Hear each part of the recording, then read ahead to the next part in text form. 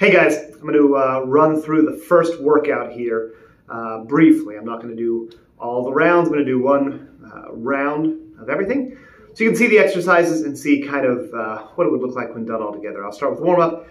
I'll do one round of that. I'll do one round of the actual workout, and I'll do one round of the cool down.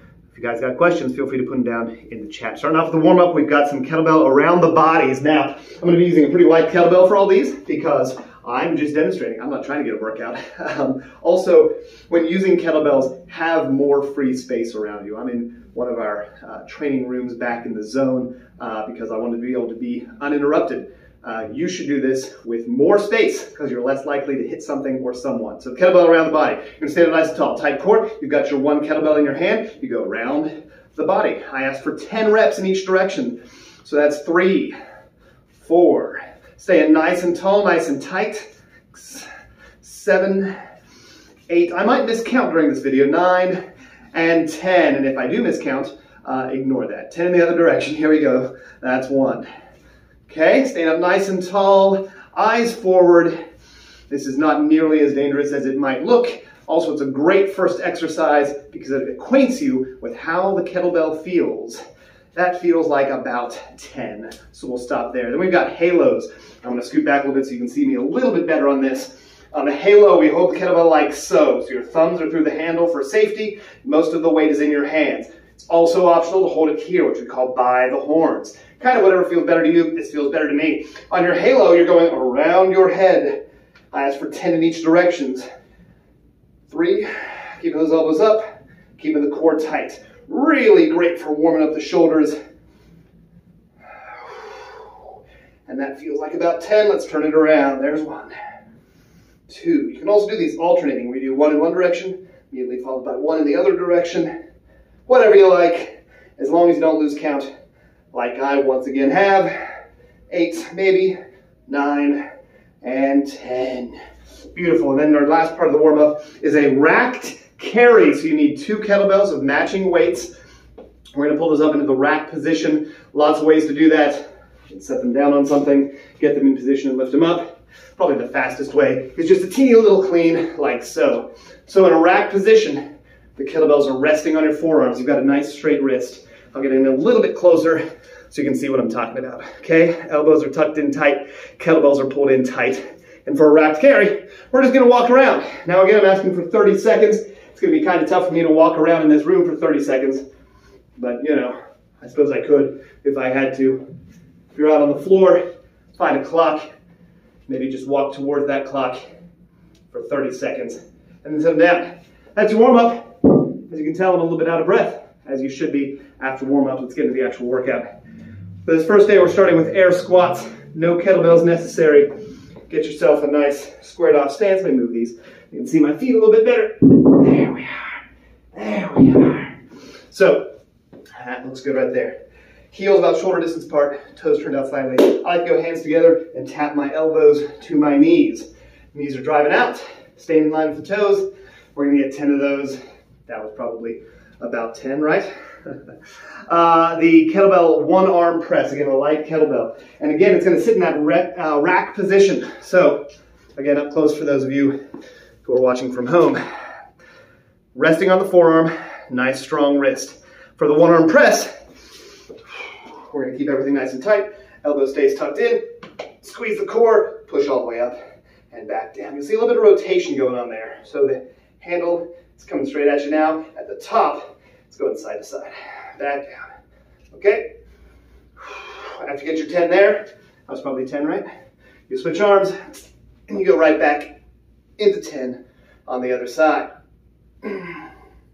Okay, stay nice and strong to the core throughout. That's your kettlebell one arm press. Next, the kettlebell one arm row, 3-point row. Now in the workout, it says dumbbell one arm row. With any of these exercises, you can use a dumbbell if you need to. But the entire point of this is that we're using kettlebells. We're getting acquainted with kettlebells, we're getting comfortable with kettlebells. So I want you to use kettlebells. On your 3-point row, your 3 points are gonna be your 2 feet and your opposite hand. I'm gonna try to set up on this bench right here. It's important that you have something sturdy that's going to support your weight. It's not going to move away if you're pushing on it. A good bench will do that. The kettlebell rack out here might be able to do that, just don't get in anybody's way. But you'll see, wide stance in the feet, good solid grip here, bracing. We grab that kettlebell and we pull, okay? Pulling that elbow up high in order to get full contraction of the lats, teres major and minor. Oh, that's a good exercise. So good, I'm gonna do it on the other side, even though you might not be able to see what's happening. I'm okay with that. Pulling that elbow up high. You might be able to see my elbow popping up behind my back there. That's how high we need to be pulling the elbow up on the bent over row. Next up is good morning. No weights necessary on this. This is really just to practice the hinge movement. So we plant the feet hip distance apart, okay? It's important that they're not too wide on this one. Hip distance apart, toes pointing mostly straight forward. They might be turned out about 5 degrees. And then in the video, you'll see they go with this like prisoner stance, fingers laced behind the head, and that's fine. Just important to keep an upright chest. Drive the hips back and up, okay? No weight on this. If you're familiar with weightlifting, it's gonna look a lot like a deadlift, except we're not holding any weights here. I want you to push those hips straight back, keeping a long, flat spine until you feel in the hamstrings. Let me show you directly from the side here. That'll be pretty good right about there. So you can see how my back is staying flat as I'm driving back. My knees are unlocking, right? I don't have to go super stiff with it, right? You can unlock them a little bit less and come up here if you want, right? So here's a kind of a stiff leg version versus what I would call a traditional hinge. Good morning. It's a small difference there, but you'll feel the difference there. In the hamstrings. Final exercise of the actual workout is the kettlebell farmer's carry. Again, a matching pair of kettlebells.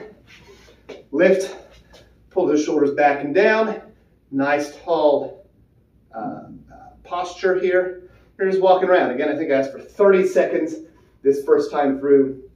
As the workouts get harder, as these 3 weeks progress, the exercises will get harder. The durations will get harder.